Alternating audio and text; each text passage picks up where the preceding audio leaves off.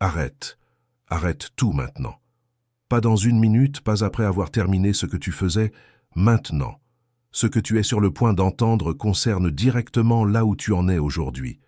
Et si tu continues à faire défiler, si tu fermes cette fenêtre, tu passeras à côté de quelque chose que le Seigneur a mis sur ton chemin avec une précision que tu ne peux pas encore mesurer.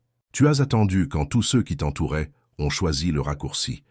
Tu as dit non aux relations qui n'étaient pas de Dieu.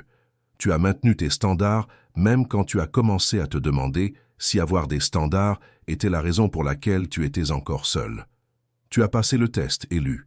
Ce matin, quelque chose a été décrété dans le plan spirituel concernant ta vie conjugale. Et il y a quelque chose que tu dois savoir avant que cette journée se termine. Tu n'es pas arrivé à cette vidéo par curiosité. C'est un alignement divin. Et la parole qui t'a atteint aujourd'hui concerne une bague et quelqu'un qui est de l'autre côté de cette attente, en train de prier ton nom. Je veux que tu t'arrêtes une seconde et que tu penses à la dernière fois que tu t'es assis seul dans une pièce tranquille et que tu as regardé la place vide à côté de toi. Ce silence-là, tu le connais. Ce n'est pas le silence du vide. C'est le silence de quelqu'un qui attend quelqu'un de précis, de quelqu'un qui refuse de remplir cet espace avec n'importe qui, parce qu'il sait au fond de lui que cet espace a un nom. Et ce nom n'est pas encore prononcé dans ta vie. Pas encore. Tu as célébré les mariages de tes amis avec un sourire sincère, parce que tu es quelqu'un de bien. Mais en rentrant chez toi ce soir-là, dans la voiture, dans le métro ou dans cet appartement silencieux, quelque chose s'est serré dans ta poitrine. Tu aurais voulu ne pas ressentir ça, tu t'es reproché de le ressentir, parce que tu aimes tes amis, parce que tu n'es pas jaloux, parce que tu sais que la foi ne fonctionne pas comme ça. Mais la douleur était là quand même, réelle, honnête, et tu ne savais pas quoi en faire. Et puis il y a ces moments où quelqu'un, un parent, un collègue, quelqu'un que tu n'as pas vu depuis longtemps, te pose la question, tu sais laquelle.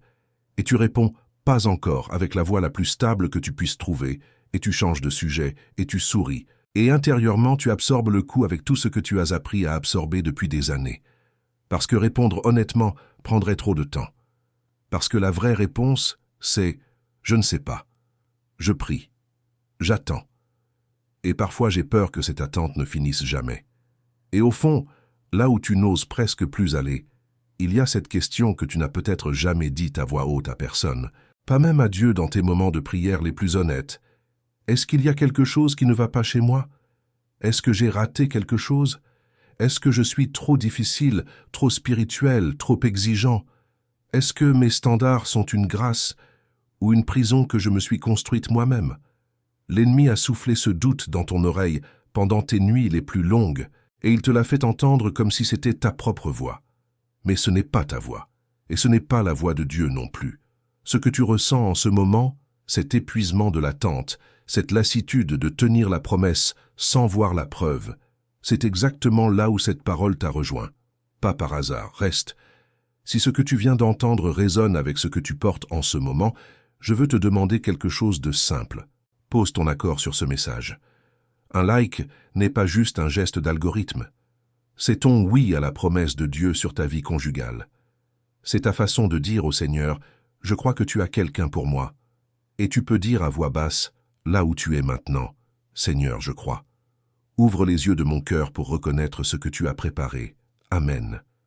Dans le commentaire épinglé sous cette vidéo, tu trouveras le premier pas du Code de Salomon. Ce n'est pas une formule. C'est un chemin en 3 mouvements pour activer le discernement dont tu as besoin dans cette saison.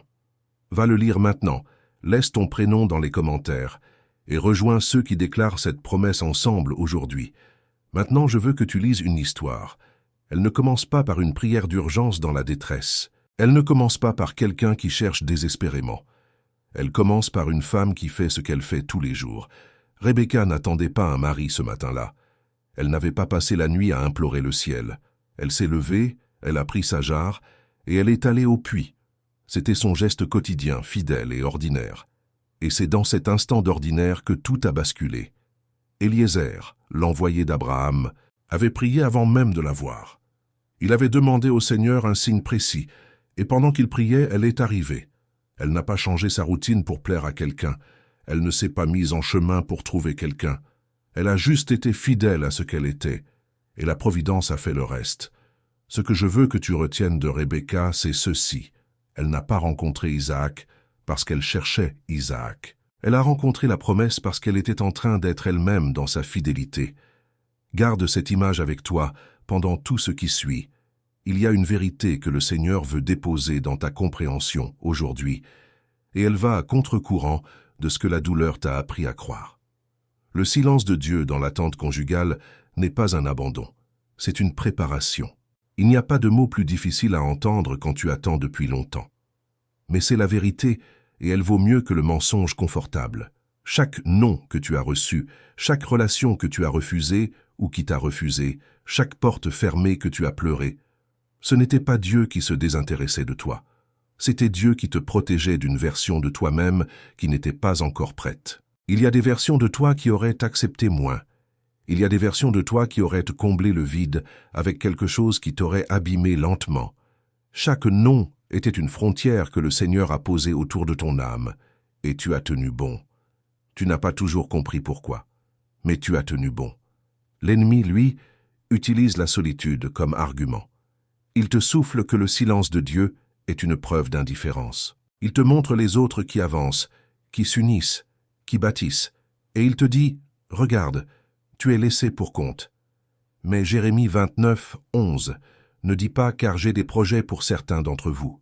Il dit « car je connais les projets que j'ai formés sur vous, dit l'Éternel, projets de paix et non de malheur, afin de vous donner un avenir et de l'espérance. Toi, ta vie, ta saison conjugale. » Ce verset n'est pas une promesse générale pour l'humanité. Ce matin, il t'appartient. La bague a déjà été achetée. Ce n'est pas une métaphore poétique, c'est une réalité spirituelle. Dans le plan de Dieu, ce qui est promis est déjà accompli. Ce que tu attends n'est pas en cours de décision. Il est en cours d'acheminement. Et maintenant, l'inventaire de Rebecca. 3 questions ancrées dans Genèse 24 et Psaume 37. 4. Apportez avec toi aujourd'hui, pas comme un exercice intellectuel, mais comme une prière active. Prends le temps de t'asseoir avec chacune d'elles. Première question. Qu'est-ce qui en moi doit encore être préparé pour recevoir cet amour sans le détruire? Rebecca n'a pas rencontré Isaac par hasard. Elle était prête, pas parfaite, prête. Il y a des amours que nous n'avons pas pu porter, parce que nous n'étions pas encore assez solides dans notre identité, dans notre foi, dans notre capacité à donner sans nous perdre. Le Seigneur ne retarde pas la rencontre par caprice. Parfois, il prépare d'abord le terrain. Demande-toi honnêtement, est-ce que je suis prêt à recevoir cet amour tel qu'il est et non tel que j'imagine qu'il devrait être? Deuxième question. Comment est-ce que je reconnais quand une rencontre est orchestrée par Dieu et non par mon émotion ou mon impatience? Eliezer a prié avant d'agir. Il a cherché la confirmation avant de parler. L'impatience qui vient de la solitude peut nous faire lire des signes là où il n'y en a pas. Elle peut nous faire confondre ce qui nous plaît avec ce que Dieu a dit. Le discernement, c'est la capacité à distinguer la voix de Dieu de la voix de ton désir. Ce n'est pas un talent rare, c'est une discipline qui se cultive dans la prière régulière, dans le silence, dans les Écritures. Comment exerces-tu ce discernement aujourd'hui? Troisième question. Quelle est la prière que mon conjoint a besoin que je fasse pour lui maintenant, avant même qu'on se soit rencontrés? Psaume 37, 4 dit « Fais de l'Éternel tes délices, et il te donnera ce que ton cœur désire. » Pas. Attends passivement que Dieu agisse. Fais de l'Éternel tes délices, maintenant activement, dans cette saison d'avant. Si tu sais que quelqu'un, de l'autre côté de cette attente, est en train de traverser sa propre solitude, sa propre préparation, ses propres épreuves, qu'est-ce que tu lui offres en ce moment? Une prière intercède pour une personne dont tu ne connais pas encore le visage, et cette prière, elle atterrit, elle compte. Un outil seul ne remplace pas un système. Ce que tu viens de recevoir, l'inventaire de Rebecca, est un point de départ. 3 questions que tu peux porter dans la prière ce soir, demain matin, dans ta semaine. Mais la question plus profonde reste entière. Et c'est là que je dois être direct avec toi. Tu n'as pas besoin d'une relation de plus. Tu as besoin de discernement pour reconnaître le bon quand il apparaîtra. Parce que le moment de la rencontre ne ressemblera peut-être pas à ce que tu as imaginé. Il ne sera peut-être pas précédé d'un signe spectaculaire, d'un rêve, d'une vision. Il sera peut-être aussi ordinaire que Rebecca allant au puits. Et si tu n'as pas développé la capacité de reconnaître la main de Dieu dans l'ordinaire, tu risques de passer à côté de ce que tu attends depuis des années. Le pivot que je veux que tu entendes aujourd'hui, c'est celui-ci. La bague a déjà été achetée. La personne prit déjà ton nom. La question n'est pas de savoir si Dieu va tenir sa promesse. La question est, est-ce que tu seras en mesure de reconnaître l'accomplissement quand il arrivera? Est-ce que ton cœur sera assez calibré sur la voix de Dieu pour dire « c'est lui ou c'est elle » avec certitude, et non avec espoir nerveux? C'est pour cela qu'existe le Code de Salomon. Ce n'est pas une liste de conseils relationnels. C'est un cadre spirituel en 3 mouvements pour cultiver le discernement dans cette saison précise, celle d'avant la rencontre, celle qui est souvent la plus formatrice et la plus négligée. Tu trouveras le premier mouvement dans le commentaire épinglé.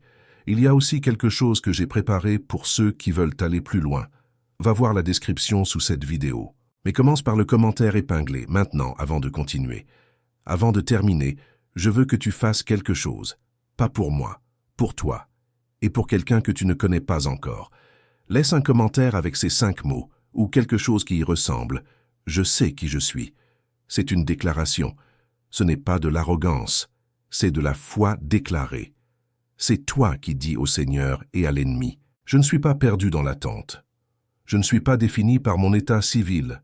Je suis élu, je suis préparé, et je sais qui je suis. » Quand tu liras les commentaires et que tu verras d'autres personnes écrire cette même phrase, tu comprendras que tu n'es pas seul dans cette saison.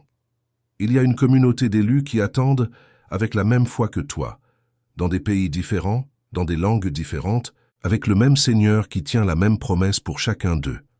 Et si cette parole a touché quelque chose en toi aujourd'hui, si elle a mis un nom sur une douleur que tu portais sans pouvoir l'exprimer, envoie cette vidéo à quelqu'un que tu aimes et qui attend lui aussi. Ton geste peut être le déclencheur de leur rencontre avec cette promesse. Tu ne seras peut-être jamais l'Éliézer de ta propre histoire, mais tu peux être l'Éliézer de la leur. Reviens. Il y a encore des paroles pour cette saison de ta vie, sur le discernement, sur la préparation intérieure, sur ce que Dieu fait dans le silence de l'attente. Chaque message est une étape du chemin. Que la sagesse d'en haut soit le sol sous tes pieds aujourd'hui, que ton âme trouve le repos dans la promesse qui tient, même quand tu ne vois pas encore son visage. À notre prochaine rencontre.